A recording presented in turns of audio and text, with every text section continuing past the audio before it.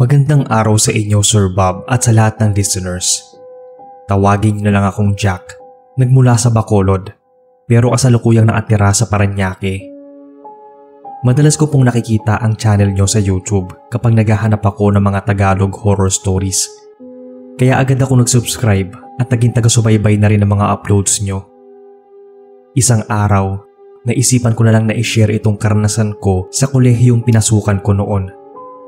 Ilang beses ko nang sinubukang isulat ito pero hindi matapos-tapos, kaya pinasulat ko na lang sa pamangkin kong nasa high school. Itong karanasan ko ay medyo limot ko na rin, pero kapag nakakapanood o nakakapakinig ako ng mga kwentong horror tungkol sa mga universities o colleges, muli ko na namang naaalala. Computer student ako noon sa La Consolacion College, Bacolod, at madalas ginagabi kami ng uwi dahil 6 PM yung last period namin. Minsan ay may tinatapos pa kaming gawain. That time ay parang may nakalimutan ako sa ilalim ng table ko na talagang kailangan kong iuwi sa bahay. Kaya bumalik ako sa eskwela at nakiusap kay Manong Guard na kung pwede ko bang kunin sa computer lab yon, yung naiwan kong gamit. Di ko na matandaan kung ano yon, libro yata o project. Pinayagan naman ako ng guard. Pero di ko in-expect na medyo madilim na sa part na yon ng school. Pinagpapatay na kasi yung ilaw sa hallway. Tinanong naman ako ng guard kung sasamahan pa niya ako. Ang sabi ko naman ay hindi na dahil malapit lang naman. Pero nung nandoon na nga ako, bigla akong nakaramdam ng kakaibang lamig. Talagang gumapang yung lamig na yon sa kalamnan ko. Wala namang bukas na aircon o hangin na pumapasok. Kaya nakapagtatakang bigla akong nakaramdam ng ginaw. Sunod nun, pakiramdam ko ay may kasama na ako doon sa loob. Manong, pa nga ako sa pag-aakalang sinundan ako ng guard. Pero walang ibang tao maliban sa akin na nag-iisa lang doon sa loob ng mga oras na yon. Dali-dali kong kinuha yung pakay ko at umalis. Pero palabas pa lang ako ay bigla na lang may bumukas na monitor. Napapamura ako habang kinakwento ko to sa pamangkin ko. Kinakabahan ako ng husto nun. At habang tinitingnan ko nun yung screen, parang may namumuong imahe ng isang muka. Hindi agad ako nakakilos dahil pakiramdam ko nanginginig yung mga tuhod ko at nangihina. Sabay parang lumalaki yung ulo ko. Nang lumabas na yung buong muka sa screen, ay doon na ako nagtititiling lumabas ng classroom at nagmamadaling lumakad ng hallway.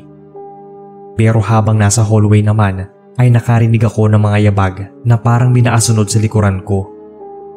Agad akong lumingon sa pag-aakalang may nananakot sa akin. Pero kadiliman lang ang sumalubong. Pagbalik ko ng tingin doon sa dinadaanan ko, laking gulat ko nang may tao nang naatayo sa may unahan. Muli akong napatawag ng Manong sa pag-aakalang sinusundo na ako ng guard. Pero hindi yun umimik at nanatiling naatayo lang. Kaya nagmadali na akong lumapit sa kanya. Bigla naman siyang naglakad pa kanan. Ang alam ko, maliban sa isang opisina doon ay wala na siyang ibang mapupuntahan. Kaya nang sundan ko siya, nagtaka ako dahil bigla na lang siyang nawala. Nakasarado din yung opisina kaya naguluhan ako kung saan yung nagpunta. Nagmadali na lang akong lumabas at di na nag-abalang hanapin pa siya. Pero ganoon na lang yung gulat ko, Sir Bob, nang makitang andoon si Manong Guard sa labas ng lobby ng school. Tinanong ko siya kung hindi ba siya pumunta doon sa opisina sa may kanan. Kasi hindi ko siya nakitang dumaan pabalik. Nakita ko yung reaksyon niya na parang naguluhan. Hindi daw siya umaalis doon sa pwesto niya. Sinabi ko pa noon na baka yung kasama niya. Pero wala daw siyang kasama at mag-isa lang siyang naka-duty ng gabing yon. Doon na talaga ako kinilabutan sa sinabi niya. Dahil kung hindi siya yon at wala siyang kasamang naka-duty, sino yung nakita ko? Ang isa pang nagbigay ng kilabot sa akin noon ay nung hindi ako kinausap at bigla na lang itong nawala. Hanggang nga sa pag-uwi ko, nararamdaman ko pa rin yung kilabot. Nahindik ako kung ano o sino yung nakita ko at yung nasa monitor. Grabe lang yung karanasan kong yon. Nung mga panahon na yon hindi pa uso yung mga prank, kaya imposible talagang may mag-set up nun. Hindi ko alam kung namatay ba ulit yung monitor o nanatiling nakabukas. Basta, mabilis pa sa alas 4 akong nakaalis doon nang magawa kong makagalaw. Ayon pa sa gwardya, ay wala nang ibang estudyante na pumasok ng oras na yon maliban lang sa akin. Biniro pa nga niya ako na baka daw multo yung nakita ko. Ilang araw na pala isipan sa akin yung nakita ko. Hindi ko na matiis noon na walang mapagsabihan, kaya naikwento ko yun sa ibang classmates ko. Hindi ko naman in-expect na maniniwala sila, pero ilan sa kanila ang napamura. Medyo natatawa pa nga na kinikilabutan. Akala daw nila ay sila lang yung nakaranas ng pagpaparamdam sa LCC Bacolod. Hindi nila kinuwento dahil baka pagtawanan lang daw namin at hindi kami maniwala. Ayon sa isang kaklase ko na itago na lang natin sa pangalang Joy, pauwi na daw siya mula sa huling subject namin, which is computer science. Siya daw yung huling lumabas noon sa lab. Sinigurado niya na naapatay na lahat ng monitors at tatanggal na sa saksakan. Palabas na raw siya ng lab at pinatay na yung mga ilaw. Ilalak na lang daw yung pinto nang bigla na lang may tumunog. Yun yung tunog kapag nagbubukas yung monitor ng computer. Dali-dali niya raw pinailawan yung kwarto at lumapit sa bumukas na monitor. Nainis pa daw siya dahil baka hindi na shutdown at restart yung napindot niya. Medyo lagi pa naman kaya mabagal talaga mag-shutdown. Pero nung tingnan niya daw yung saksakan nun, naka-unplug yon. Hindi nakasaksak. Ganoon na lang daw yung kilabot niya nang pagbalik ng tingin sa monitor. Naapatay na yon. Pero may nakikita siyang ibang refleksyon maliban sa kanya. May nakatayo na raw sa likuran niya na hindi matukoy kung babae o lalaki. Sa pag-aakalang may bumalik din kaklase namin at balak siyang gulatin, mabilis daw siyang lumingon. Pero paglingon niya ay walang ibang tao. Doon na daw siya nilukuban ng matinding takot. Mabilis daw siyang umalis doon na di niya napatay yung ilaw at nalock yung pinto. Nakiusap na lang daw siya sa guard na i-check ulit yung computer lab. Napakamot sa ulo yung gwardya na halatang medyo natakot din. Yun pala, nakaranas na rin ito ng kababalaghan doon sa room na yon. Habang naglilibot at nag-check daw ito ng computer lab, bigla na lang daw may bumukas na computer sa loob. Nang ilawan daw niya, pansin niyang hindi ito nakasaksak. Simula daw noon ay iniiwasan na niyang maglibot sa bahaging yon ng building. Marami pang mga kwentong katatakutan na nangyari dito sa Lako, Bacolod. Pero sa susunod ko naman ipapakwento kapag na-i-upload nyo na to. Salamat sir sa oras at sana ay mabasa ninyo.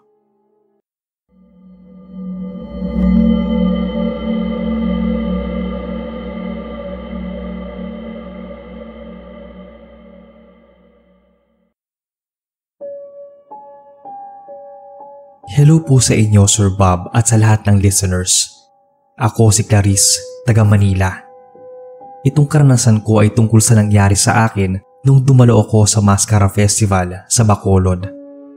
Kasama ko si Eman na boyfriend ko pa lang that time. Sobrang excited pa ako noon na maapunta ng Bacolod. First time ko lang. Samantalang ilang beses na naapunta doon si Eman nung hindi pa kami mag-boyfriend-girlfriend. A day before the festival kami dumating doon. May nabook na kaming hotel at doon kami mag-i-stay for 3 days. Hindi ko alam that time na 3 weeks na pala akong pregi.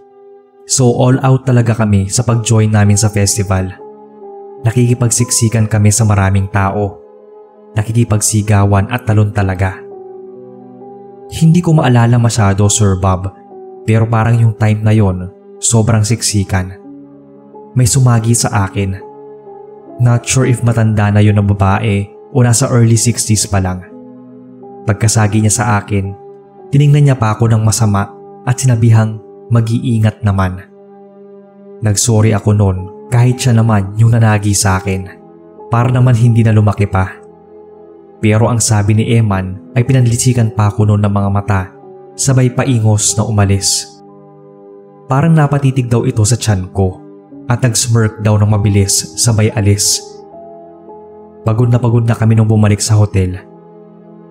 Hindi raw sigurado ni Eman pero pairamdam niya ay may sumusunod sa amin. Pagpasok sa room ay agad na akong nakatulog nun. Sa kalagitnaan ng gabi, bigla akong nagising dahil humilab yung tiyan ko. Sobrang hilab noon na gumuguhit talaga mula sa sikmura ko papuntang puson. Naiiyak na ako. Para akong manganganak noon na di makaire. Yung hilab ay napalitan na ng sakit at nasusuka na ako. Sumasakit na rin yung ulo ko. Akala ko nga ay acid reflux lang. Pinainom ako ng maligamgam na tubig ni Eman dahil hindi niya ako madala sa ospital noon. Medyo busy kasi yung kalye at baka naman napagod lang ako ng husto. Medyo gumaan naman yung pakiramdam ko pagkatapos.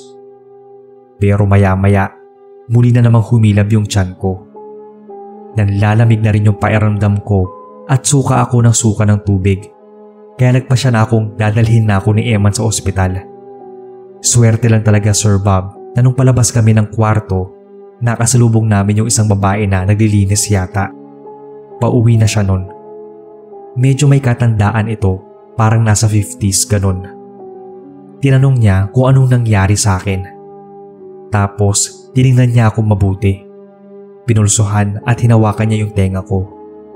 Sobrang lamig daw nun. Nagulat kami nang itanong niya kung alam daw ba namin na buntis ako. Ang bilis daw kasi ng pulso ko. At saka kumadro na daw dati yung nanay niya, kaya may alam din siya sa pagkilala ng mga buntis. Mukhang nabati daw ako dahil sa kalagayan ko. Alam ko daw ba yung tinatawag nilang laing ginhawa? Yun daw ang tawag nila sa aswang. Mukhang inaaswang daw ako. May alam daw siya na pwedeng pagdalhan sa akin. Magaling daw yun na manggagamot. Wala na kaming ibang nagawa kundi samahan kami ni Manang sa kakilala niya. Tama nga yung sinabi niya at nabati ako at inaswang. Buntis din daw ako. Kaya siguro nasundan ako ng aswang dahil sa amoy ng nasa tiyan ko. May binigay sa aking big kiss daw yon na tinali sa tiyan ko para proteksyon at pangontra sa mga laing ginhawa at masasamang espiritu o elemento. Medyo lapitin daw kasi ako nun. Hindi namin inaasahan ni Eman na ganun-ganun lang ay naaswang ako. Ganun sila kabilis mabiktima at wala man lang akong kaalam-alam. Kinabukasan din ay maaga kami nagtungo ng airport. Laking pasalamat namin kay Manang at di na kami nagasusan pa sa ospital kung sakali. Simula nung nabuntis ako ay naging maingat na rin ako noon sa mga nakakasalamuha ko. Hinding-hindi ko makakalimutan yung nangyari sa akin sa Bacolod. Medyo nakakakilabot pero isa ring napakasayang araw para sa amin ni Eman. Kaya tuwing Mascara Festival noon ay naalala ko kung paanong nabuhay yung panganay namin. Kung anong naranasan ko at ginawa para lang mailigtas siya sa balak kumuha sa kanya. Nga po pala Sir Bob, mga 2 weeks dito sa Manila ay may nararamdaman pa rin kami noon na parang umaaligid sa bahay namin. Buti na lang at nakuha namin yung number ni Manang doon sa hotel sa Bacolod. Magsaboy lang daw kami ng asin at palagi daw ako magsuot ng itim na damit. Nang sinamahan na ako ng binan kong babae na may alam din sa ganoong nilalang, ay nakampante na ako. Kung ano-anong pangontra ang tinatabi niya noon sa higaan. Bumili pa siya ng buntot pagi at mga kamangyan para pampausok. Tuwing hapon ay nagsisiga siya ng goma. Kaya laking pasalamat ko rin sa kanya at naipanganak ko ng maayos yung panganay ko. Nawala na rin yung pakiramdam ko na may umaaligid sa bahay namin. Grabe pala talaga sila. Kapag ginusto nilang kunin, gagawin nilang lahat. Hindi ako naniniwala nung una tungkol sa kanila. Pero nag-e-exist pala talaga ang mga aswang, hindi lang sa Bacolod o Visayas, maging sa Mindanao at Luzon. Kahit saan pa. Pero ngayon, di na sila nahahalata. At dahil din sa kwento kong to, kaya ako naging interesado sa pakikinig ng mga horror stories. Tuloy-tuloy lang po sa pag-upload Sir Bob. dahil nag-e-enjoy talaga akong pakinggan yung mga stories sa channel nyo. Thank you sa inyo.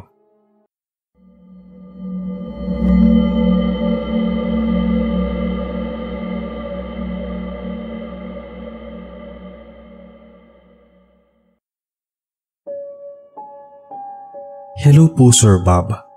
Tawagin niyo na lang akong Maxine, taga Negros Oriental. Itong karanasan ko ay nangyari sa isang lugar sa Bacolod. Minsan noon ay nagkayayaan kaming magbabarkada na pumunta ng Bacolod sa isa pa naming kaibigan na taga doon. Ang plano namin, doon na lang sa kanila magstay. Pero ang sabi niya, hindi daw kami kasya sa bahay nila. May alam siya na pwede naming tirhan pansamantala habang nagagala kami doon. Mura lang daw at malaki yung bahay. Pumayag na kami dahil mas may enjoy nga naman namin kung may matutuluyan kaming bahay doon na wala kaming ibang iniisip at pakikisamahan. Makakauwi at makakaalis pa kami kahit anong oras. Medyo malayo din yon sa tirahan ng kaibigan namin. Parang ang private property na yon at kung mapapaganda pa ay pwede ng resort. May mataas na gate at pader. Namangha din kami sa laki ng bahay pero halatang luma na talaga. May swimming pool pa nga pero wala ng tubig at puro na lang dahon ang laman nun. Ang sabi ng namamahala ay isang foreigner ang may-ari pero wala namang binanggit kung binenta o pinabayaan na lang yung bahay basta-basta. First night namin doon kasama yung kaibigan naming taga Bacolod ay nag-ihaw kami ng isda at liempo. Yung mga lalaking kasama naman namin ay nagsimula ng mag-inuman. Nagpunta ako noon sa kusina mag-isa para kumuha ng lagayan ng inihaw. Nagulat pa ako noon nang makita ko yung kaibigan naming lalaki na nakatalikod at papalabas ng likod bahay. May pinto kasi noon sa may kusina palabas. Doon ko nga siya naabutan. Hindi ko alam kung anong gagawin niya noon sa likod. Gayong napakadilim na. Tinawag ko siya pero wala akong narinig na tugon mula sa kanya. Kaya hinayaan ko na lang. Pagbalik namin doon sa harapan ng bahay kung saan kami naglagay ng pwesto ng inuman, nagulat ako kasi andoon na yung kaibigan namin na nakita kong pumunta sa likod bahay. Tinapik ko yon at mahinang tinanong kung anong ginagawa niya doon. Nagtaka naman siya. Ano daw yung pinagsasasabi ko? Sinabi ko sa kanya na nakita ko siyang lumabas ng pinto ng kusina. Yung suot niyang damit ay ganoon na ganoon sa nakita ko. Kababae kong tao pero nagago niya ako noon dahil kinilabutan daw siya sa mga sinabi ko. Hindi siya nakalapit ng kusina. Ako naman ang kinilabutan. Tinanong ko pa siya ulit kung seryoso ba. Oo raw at tanungin ko pa yung mga kasamahan namin. Hindi ko na ginawa dahil baka magkagulo lang at magkatakutan. Past 1 AM na nang matapos kami at magpasyang matulog. Halos kakaidlip ko lang nang marinig ko ang mahinang kalabog sa isang kwarto. Narinig din pala ng ibang kasama ko yon. Sabay kami nagsibangunan para silipin kung ano yon. Wala kaming nakita maliban sa martilyo na nasa lapag na. Yung kwarto na pinasok namin na pinagmulan ng kalabog ay malapit sa may kusina. Hindi namin nasilip kung ano yung laman nun. Nagsipagbalikan na lang kami sa pagtulog nang wala naman kaming nakitang may gawa ng kalabog. Kwento ng isang kasama namin, yung napagkamalan kong lumabas ng likuran ng bahay. Umihi daw siya noon bago umakyat ulit ng kwarto. May napansin daw siyang parang anino na dumaan sa may likuran niya. Napalingon daw siya agad para tingnan kung sino. Wala naman daw ibang tao. Agad daw siyang bumalik sa kwarto noon na ginagamit nila. Mahiga na raw siya nang may makita na naman siyang aninong dumaan sa may pintuan. Hindi na raw niya yon pinansin dahil sobrang antok na niya. Nakaidlip na raw siya nang maramdaman niyang parang may kumakalampag at yumuyugyug sa higaan niya. Nasa lapag yung iba naming kasamang boys at siya yung humiga doon sa kama. Ramdam daw niya yung pagyugyug ng higaan niya kaya mabilis siyang bumangon. Napamura pa nga daw siya sa pag-aakalang ginugulo siya ng kasama niya sa kwarto. Pero tulog na tulog daw yung iba. Ako naman noong mga oras na yon ay nakaramdam ng alinsangan. Di lang pala ako, kundi yung mga kasama ko sa kwarto. Para kaming sinisilaban sa sobrang init. May electric fan naman, pero parang hindi kaya yung init ng buong kwarto. Yung feeling talaga na para kaming sinusunog. Nagising na rin yung iba kong kasama sa kwarto. Bumaba kami ng sala dahil talagang nakakairita yung init. Takang-taka kami kung bakit ganoon na lang yung init, gayong mahangin naman sa labas. Nagulat pa kami noon nang lumabas din ng kwarto yung ibang kasamahan naming lalaki na yumuyugyug yung kama. Sinabi niyang hindi siya makatulog. Nagpasya kami na lumabas muna at maghanap ng makakainan. Yung ibang boys na iwan dahil mahimbing pa rin ang tulog. Nagtaka kami pagbalik namin noon na andoon na rin silang tatlo sa labas. Nagpapaantok at nagpapalamok. 5 kaming umalis at isa lang yung lalaki na kasama namin. Si Dave. Siya yung nakita ko lumabas sa likod ng bahay. Saan daw kami galing? Parang nakita pa raw nila si Dave na nakahiga sa kama. Ginigising nga nila pero ayaw daw bumangon. Nagtalokpong pa daw ng kumot. Napamura ulit siya noon at sinabing hindi siya yon dahil sumama siya sa amin na lumabas. Napamura ding sumagot si Alan noon. Huwag daw ganon at walang takutan. Pero seryoso si Dave at sinabi din naming kasama nga namin siya. Kung ganon, isino daw yung nakahigang yun. Binalikan nila yung kwarto pero wala nang nakahiga sa kama ni Dave. Doon na kami nagsimulang magkwento doon sa kwarto namin na sobrang init. Tumahimik na noon si Dave. Maliban sa kinuwento niyang may nakikita siyang anino ay wala na siyang ibang kinuwento sa amin noon. Pero ramdam naming balisa siya. Ikaw pa naman ang mapagkwentuhan ng tungkol sa doppelganger mo. Hindi lang pala ako ang pagkamalang nakita siya. Kahit yung kasama naming si Babe. Medyo natakot lang daw siyang ikwento yung nakita niya dahil hindi maganda. Habang nagiinuman raw kami, napapatingin siya sa loob ng bahay. Ang weird daw kasi ng pakiramdam na parang may tao doon sa loob kahit andoon naman kami lahat sa labas. Nang bigla daw may nakita siyang lalaking paakyat ng hagdan. Kitang-kita kasi yung hagdan mula sa labas. Ganoon daw yung suot na damit ni Dave, kaya napatitig daw siya noon kay Dave. Medyo nahilo nga raw siya na makitang malabo yung muka ng kaibigan namin. Parang wala daw itong muka o sa madaling salita ay walang ulo. Buti na lang at alam niya ang mga ganitong pamahiin kaya agad niyang tinapik si Dave at nagkunwaring inaasar ito. Hindi lang basta tapik, kundi malakas sa tapik sa pisngi ang ginawa niya, pang-alis daw ng bad omen. Nagkunwari na lang daw siya nung lasing. Napag-usapan namin to nung nakaalis na kami sa lugar at siguro mga 1 week later dahil lahat kami parang may trauma pa sa bahay na yon pagka-uwi ng Negros. Tapos, biglang nagkwento si Dave sa mga naranasan niya doon sa haunted house na pinag-isihan pala namin. Unang gabi pa lang daw namin sa bahay na yon ay may nakikita na siyang parang mga anino. Palagi daw yung sumusulpot sa kung nasaan siya. Nung patulog na daw siya nung gabing nagiinuman kami, napadaan siya sa isang salamin na nandoon sa loob ng kwarto nila. Doon daw, nakita niya na parang wala siyang ulo. Hindi raw siya makatulog nun at may kung ano-ano siyang nadidinig. Pero ang kwento niya nung una ay hindi niya pinapansin dahil antok na raw siya. Yun pala ay ayaw lang niyang pag-usapan doon sa bahay na yon yung mga talagang naranasan niya. Para kasing binaglalakad daw na nakakadena at meron din daw na parang umiiyak. Akala niya nung una ay lasing lang.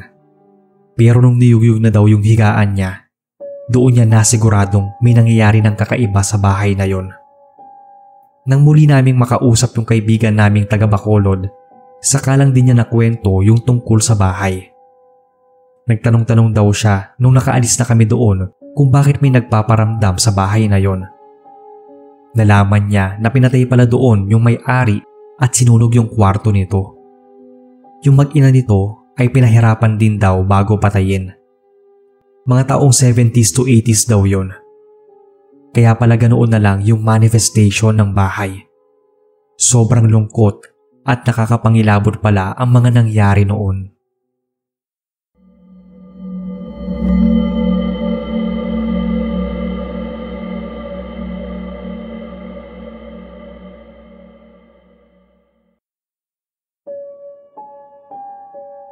Mapagpalang araw sa inyo, Sir Bob, at sa lahat ng inyong mga tagapainig. Ako si Ryan, taga Bacolod. Itong kwento ay karanasan ko at ng ilang kakilala ko sa pinasukan naming school. Hindi ko na lang po babanggitin kung ano, basta kilala ito na medyo haunted na eskwelahan dito sa Bacolod. May klase ako sa gabi. Mga 8 PM siguro yon at nasa ground floor lang yung ginagamit naming classroom. Yung teacher namin na nagtuturo, nasa original room niya na nasa second floor. Nautusan niya ako na may kukunin doon sa classroom niya. Mabilis naman akong sumunod at hindi ko na inisip na mag-isa lang ako at madilim pala yung hallway. Medyo maliwanag naman ang buwan kaya diretso akong tinunton yung classroom niya. Sa pagmamadali ko, nakalimutan kong kunin sa kanya yung susi. Babalik na sana ako pababa nang may marinig akong yabag na naglalakad sa loob, kaya napasilip ako sa maliit na siwang ng pinto. Doon, may nakita akong estudyante na palakad-lakad. Hindi ko maaninag yung suot niya, pati nga yung muka. Naka-side view kasi, kaya sinitsitan ko yon at tinawag. Hindi siya familiar sa akin, kaya kinatok ko na lang yung pinto para makuha yung atensyon niya. Pero hindi ako nito pinansin. Sa pagtataka, bigla na lang yung nawala. Kaya naman mabilis akong bumaba at sinabi sa teacher namin na may student sa loob. Pero di ako noon pinagbubuksan. Nakasarado daw yon ng iwan niya at wala nang estudyanteng naiwan sa loob. Wala namang sariling CR yung classroom, kaya imposible daw na may masaraduhan. Pinasamahan na ako noon ng isang kaklase ko at daladala ko na rin yung susi. Doon ko lang napansin na imposible pala na may masaraduhan doon dahil nasa loob din yung lock. Isa pa, talagang nagpakaba at nagbigay ng takot sa akin noon ay nakapatay na yung mga ilaw sa classroom. Tanda kong nakabukas pa yon at may tao sa loob. Sinabihan pa akong loko-loko ng kaklase kong yon at nananakot pa raw ako. Kaya hindi ko na nagawang ikwento sa kanya yung nakita ko dahil tinawanan lang niya ako. Pero ilang linggo lang yata ang nakalipas nang marinig ko siya nagkukwento. May isang teacher daw ang nakakita sa madre na palakad-lakad sa faculty room nang pauwi na raw ito. Akala niya ay isang kasamahan niyang teacher, pero naapang madre daw ito at parang luma na raw yung suot nitong uniforme. Nang tingnan daw niyang mabuti, napansin niyang parang hindi sumasayad ang mga paa nito sa sahig. Doon na raw siya nagtititili at napahiyaw sa sobrang takot nang humarap ito sa kanya. Hindi raw niya malaman kung namumutla o nangingitim yung buong mukha ng madre. Basta nakakapangilabot daw yung itsura nun. Sa takot ng teacher na yon ay hindi yun nakapasok ng ilang araw. May isa din akong kakilala na napakitaan sa isang classroom din. Pangalanan natin siyang Luna. Yun talaga sa kanya ang malala dahil parang nasundan daw siya hanggang sa kanilang bahay. Di ko lang sure kung totoo, pero nung kinuwento namin, seryoso siya. Napansin kong takot at takot din siya dahil sa naranasan. Tanghali pa raw nangyari yon, lunch break. Kakatapos lang daw niyang mag-lunch sa kantin at bumalik na siya ng classroom. Walang ibang estudyante maliban sa kanya, kaya umidlip daw muna siya nun. Naalimpungatan siya dahil narinig niyang may tumatawag sa pangalan niya. Nagpalinga-linga daw siya dahil baka pinagtataguan siya ng mga kaklase. Sinabi niyang lumabas na sila dahil inaantok na siya at wala siya sa mood para makipagbiruan. Muli daw siyang sumubso sa mesa nun. Maya-maya, yan na naman daw at may tumatawag sa kanya. Napatayo na siya at hinanap sa buong classroom. Pero wala yung mga kaklase niya. Pagtingin niya doon sa labas ng bintana, ganoon na lang daw yung takot na naramdaman nang tumambad sa harapan niya yung babaeng naabistidang itim. Nakalutang ito sa hangin at naangising na atingin sa kanya. Napausot daw siya ng mga mata noon dahil baka namalik mata at naalimpungatan lang. Bigla daw nawala yung nakaitim na babae. Kaya pinaniwalaan niyang namalikmata lang siya nung una. Nung nasa bahay na raw siya at matutulog na, muli daw niyang narinig yung pagtawag sa ganoon pa ring boses. That time, tenga naman niya yung sinuri kung may diferensya ba yung pandinig niya o kung tama ba yung narinig. Muli daw niyang narinig yon, kaya napadungaw siya sa may bintana ng kwarto niya. Katakot-takot na mura at banggit sa iba't ibang santo daw ang nagawa niya, sabay parang nanisag ang mga buto sa sobrang takot. May babaeng nakaitim, nakalutang at nakatunghay daw sa kanya sa bintana. Paulit-ulit daw siyang nagsisisigaw noon ng mama, hanggang sa magdilim na lang daw yung paningin niya. Lagising siyang may bimpo sa noo, inaapoy daw siya ng dagnat.